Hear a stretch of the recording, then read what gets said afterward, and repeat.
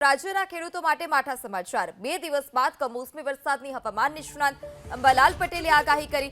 અંબાલાલ પટેલના મતે 26 ડિસેમ્બરથી મજબૂત પશ્ચિમી વિક્ષેપ આવશે।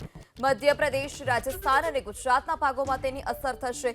દક્ષિણ ગુજરાતના કેટલાક વિસ્તારમાં ઝરમર વરસાદ વરસી શકે છે। જામનગર, કચ્છમાં પણ માવઠાનું અંબાલાલ પટેલનું અનુમાન છે। આ સાથે જ પાટણ, મહેસાણા, બનાસકાંઠા, પંચમહાલ, દાહોદના કેટલાક ભાગોમાં પણ માવઠાની શક્યતા વ્યક્ત કરવામાં આવી। જાન્યુઆરીના પ્રારંભે કડકડતી ઠંડીનો અહેસાસ થશે। સંક્રાંત બાદ જાન્યુઆરીના અંત સુધીમાં ઘણા ભાગોમાં કમોસમી વરસાદ થશે।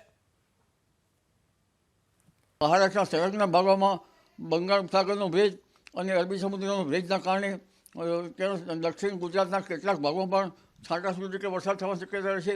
માવઠા અંગે જોઈએ તો લગભગ જામનગરના કેટલાક ભાગો, કચ્છના કેટલાક ભાગો ઉપરાંત ઉત્તર ગુજરાતના ભાગો, પાટણ, કેટલાક મહેસાણા અને અન્ય ભાગો જોઈએ તો બનાસકાંઠા આ ભાગોમાં વરસાદ થવાની શક્યતા રહેશે।